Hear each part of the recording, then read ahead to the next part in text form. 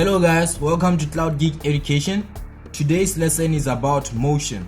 In the previous lesson we talked about how to measure time using the clock and how to use the simple pendulum. So in today's lesson we'll be talking about motion.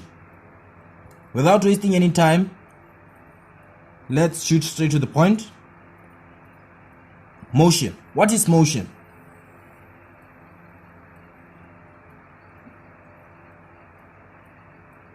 What is motion? We can say motion is a change in position of a body with respect to time. Change in position of a body with respect to time. That's what motion is.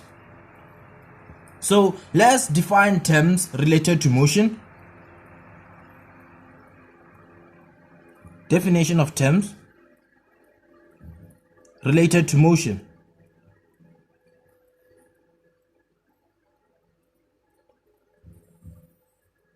Right. Let's start with distance. Distance. What is distance? Distance, we can say it's a measure of how far 2 points are. We can say it's a measure of how far 2 points are. Right? So distance is a scalar quantity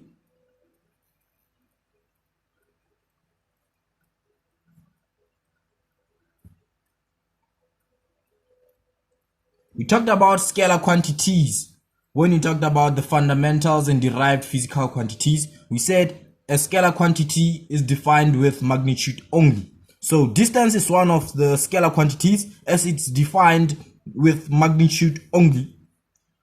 That's it. That's all with distance. Let's move on to displacement.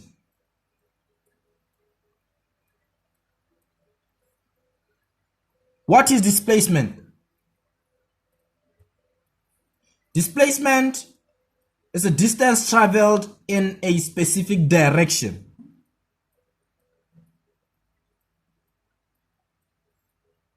Distance traveled in a specific direction. This is what you call displacement. And displacement is a vector quantity. When you describe a vector quantity, we say the vector quantity is defined with both magnitude and direction. So displacement is defined with magnitude and direction. That's it with displacement. Let's talk about speed. What is speed? Speed is the distance traveled per unit time. It's the distance traveled per unit time. That is speed. So we use this formula to calculate speed, which is speed is equals to distance traveled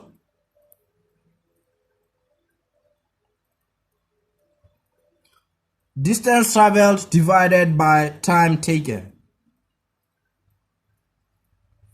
When we simplify this, it has to be equals to S will be equals to D over T,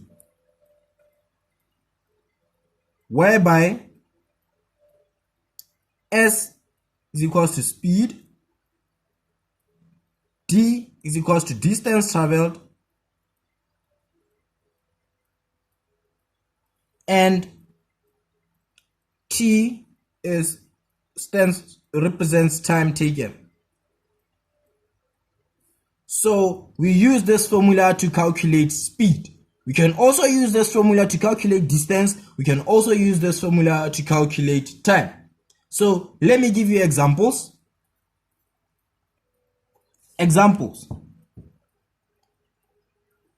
related to speed and distance, right? Example number 1, we'll say a car travels from Cape Town to Pretoria covering a distance of 1,460 kilometers in 15 hours. Calculate the speed of the car in meters per second. Remember that meters per second is the SI unit of speed. Meters per second is the SI unit of speed. We talked about this when we talked about derived physical quantities. So let's answer this question. We are going to calculate speed.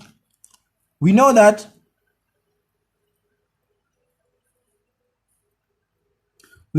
speed is equals to distance over time, right? So speed is equals to, we are going to just substitute.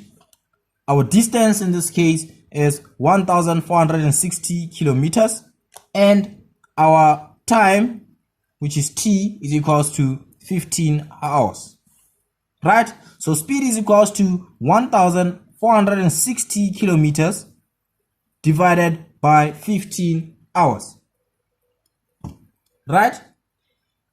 1,460 divided by 15 is equals to 97.3 kilometers per hour, right?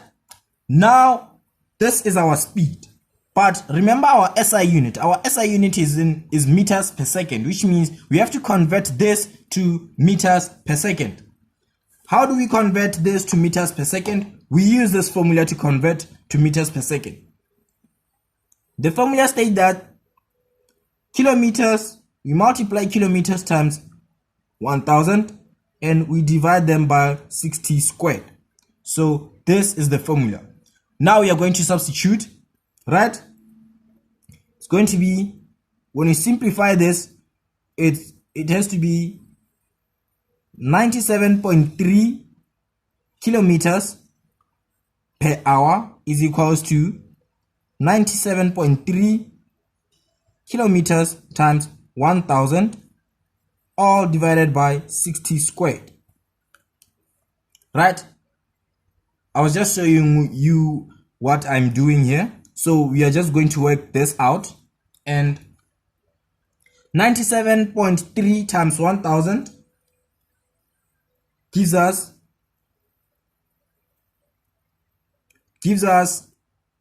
97,333.3, right? Divided by 60 squared. 60 squared is 3,600. You divide this by 3,600 is equals to 27.0 meters per second, right? So this is our final answer. Why is it our final answer? It is our final answer because it is recorded with the SI unit, which is in meters per second. This, yes, is correct, but we want, in our syllabus, our answers of speed has to be in meters per second unless the question states that record your answer in kilometers per hour. But when the question doesn't say that, you have to record your answer using the SI unit, right? We talked about SI units when we talked about physical quantities. So this is an example on how we find speed. Let's move on to an example now, how we calculate distance. Example 2. A question will come and say, a car moved at an average speed of 120 kilometers per hour for 2 hours. Calculate the distance it traveled. This is how we calculate the distance. Solution. We know that our formula of speed is equals to distance over time, right? We can make distance the subject of the formula. If you don't know how to make subject of the formula, there is a lesson of subject of the formula when you talk about in BGCSE algebra, introduction to mathematics. Go find the video and learn subject of the formula. So we are going to make distance the subject of the formula here, then we are going to calculate our distance, right? So how do we make distance the subject of the formula? This is a fraction. We have to get rid of the denominator. We multiply by t both sides. then t cancels t, distance is now equals to speed times time, right? So distance is equals to speed times time. Now let's substitute. The question gave us speed, which is 120 kilometers per an hour, right? And it gave us time. It gave us the time, which is in 2 hours, right? So the SI unit of distance is in meters. It's meters. So our answer has to be in meters, right? So we are going to substitute. We are going to work you can do it either ways. You can start first by converting kilometers per an hour to meters per second and convert 2 hours to second by using that formula I just showed you in the previous question. But this is the simple way whereby you just calculated our speed is 120 kilometers per an hour. We multiply it by 2 hours, right? Then hours cancels hours. 120 times 2 gives us 240 kilometers. Then we convert our answer to meters. We use the scale. 1 kilometers is equals to 1000 meters, right? Then what about 240 kilometers? Let's say it's x meters because we don't know it. I taught you the Z method. X is equals to 240 kilometers multiplied by 1000 meters, all divided by 1 kilometer. Kilometers cancels kilometers. X is equals to 240 times 1000, which is 240,000 meters. So our answer here, distance now is equals to 240,000 meters. This is how we calculate distance. So even if when we calculate time, we're still going to make time our subject of the formula. Speed is equals to distance over time. We just make time the subject of the formula. It's just easy, right? So no worries about this. Let's move on to velocity. Let's move on to velocity. Right. What is velocity? Velocity is the rate of change of displacement with respect to time. It's the rate of change of displacement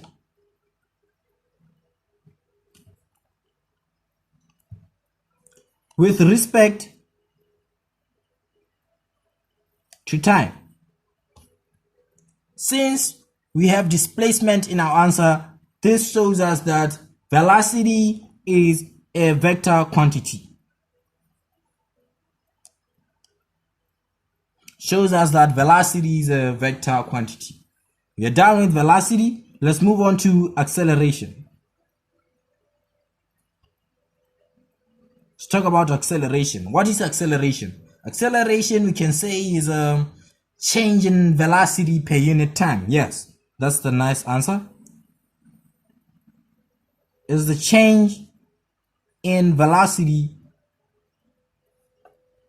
per unit time. It's change in velocity per unit time. So we use this formula to calculate acceleration, which is accelerate A is equals to V minus U over T, whereby A is equals to acceleration,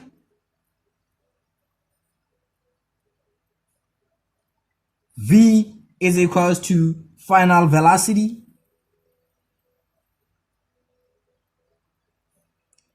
U is equals to initial velocity, and t is equals to time taken. Right. So we use this formula to calculate acceleration. Let's do some examples in how to calculate acceleration. Example. Right? A question will arise and say, a body starts from rest and accelerates uniformly to a speed of 40 meters per second in 10 seconds. Calculate the acceleration of the body. How are we going to calculate the acceleration? We know that acceleration is equals to v minus u over t, whereby v is our final velocity, u is our initial velocity, and t is our time, right? So let me give you this rule. You apply this rule wherever you do a motion question. The rule states that when a question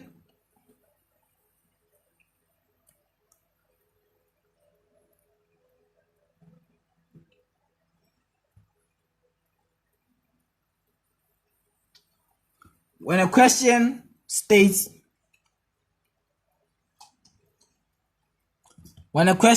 that from rest, know that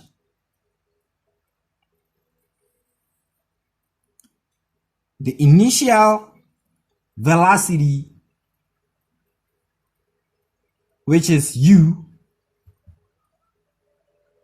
is 0 meters per second. Wherever you find a question in your exam and it states that from rest, know that the initial velocity is 0 meters per second, because from rest it means it started from 0 meters per second, because a body rests at 0 meters per second. Now let's answer this question. We are looking for A, which is our acceleration, right? The question gave us our V, our final velocity or our final speed, which is 40 meters per second, right? It gave us, we know that our U is 0 meters per second, and we know that our our time is 10 seconds, right? So let's substitute. A is equals to V minus U over T. A is equals to 40 minus 0 divided by 10. A is equals to 40 divided by 10, which is 4.0 meters per second squared. The meters per second is our SI unit of acceleration. I think you know that. So this is how we calculate acceleration, and we will end here, but in the next lesson we will now talk about motion graphs, and you're going to talk about motion graphs. We're going to talk about the 4 equations of motion. So for now we will end here. Thank you for being attentive.